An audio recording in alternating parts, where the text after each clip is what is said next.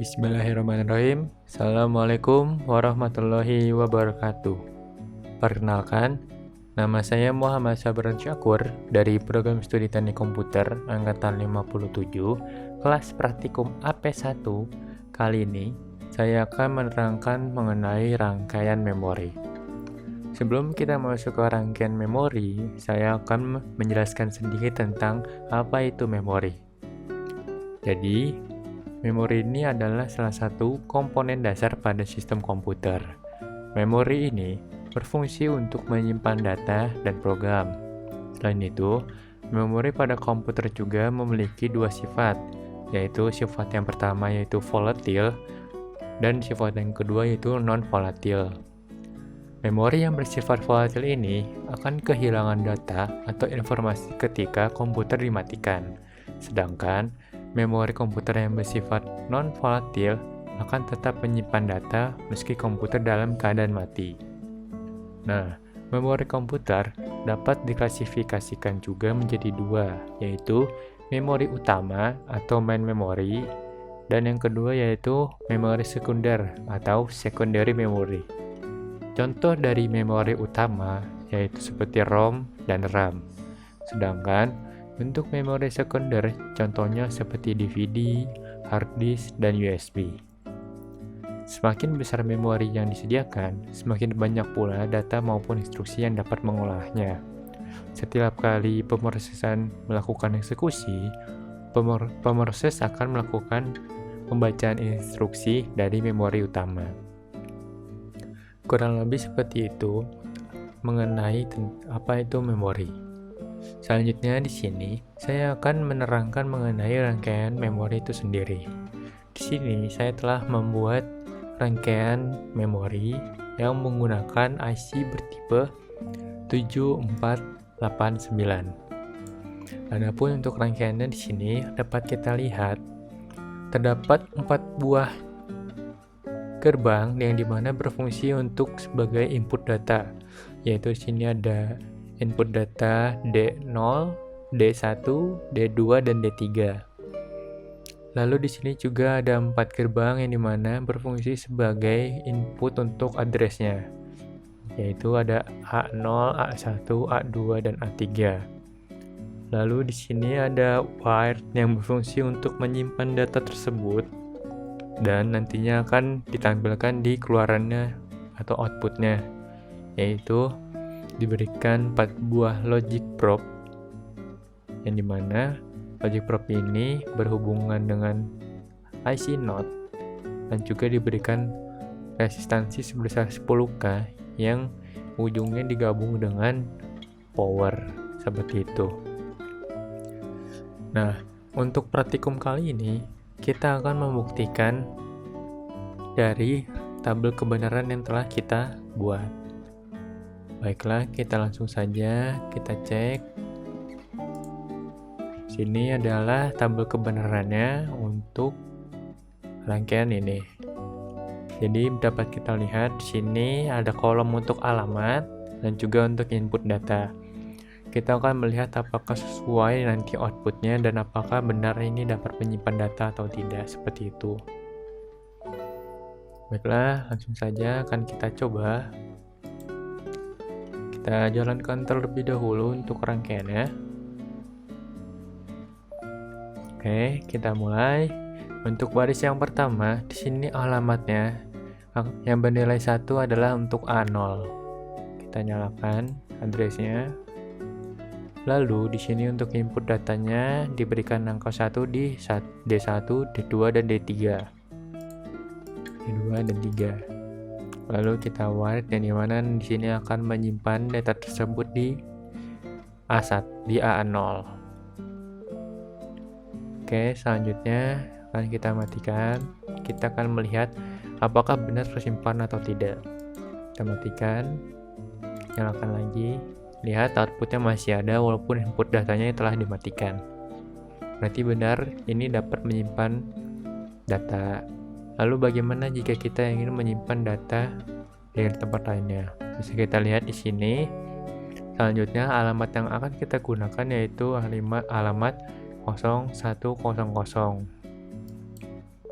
Sedangkan untuk inputnya sendiri adalah 0011 0011. Ini kita nyalakan, kita simpan, lalu kita cek apakah masih menyimpan datanya. Nah, lihat di sini data di 0110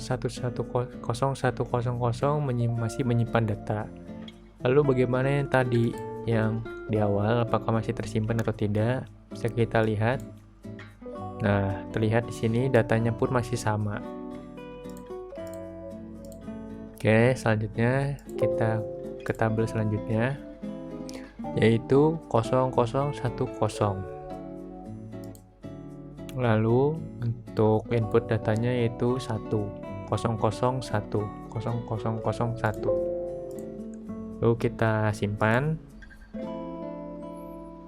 Oke.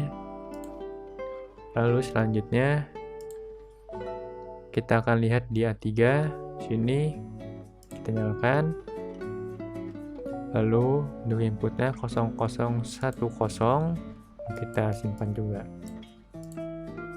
Oke, kita matikan. Baiklah, kita akan coba cek ulang untuk address 1000 masih menyimpan datanya. Lalu untuk address 0100 pun masih menyimpan. Lalu untuk 0010 juga masih tersimpan. Lalu yang keempat adalah 0001. Lihat masih tersimpan juga. Baiklah, kita lanjut ke tabel selanjutnya, yaitu di sini yaitu tabel baris kelima dengan alamat 0011. Kita matikan dulu ya. 0011.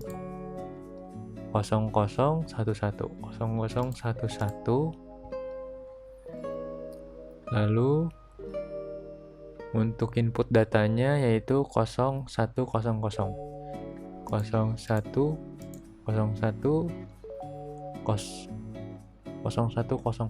Oke. Kita simpan terlebih dahulu. Lalu bisa kita lihat. Kita nyalakan. Nah, sini akan tersimpan apabila dia 0011. Lihat di sini akan tersimpan. Jika kita matikan ininya, maka dia akan menghilang. Jadi data yang sekarang yang tersimpan adalah 0011. Oke, selanjutnya kita coba untuk alamatnya 1011. Matikan dulu 1011 dengan input datanya yaitu 1. Kita simpan. Oke, kita matikan input datanya. Kita lihat di sini. Nah, untuk addressnya pun masih sama. Kalau kita nyalakan semuanya, dia baru akan menampilkan datanya, yaitu tadi dengan address 1011. Lanjut, kita ke baris ke-7, yaitu dengan alamat 0111 dengan input datanya 1110. Kita simpan, lalu kita cek. Nah, sini kita lihat untuk address 0111 terlihat masih tersimpan ya.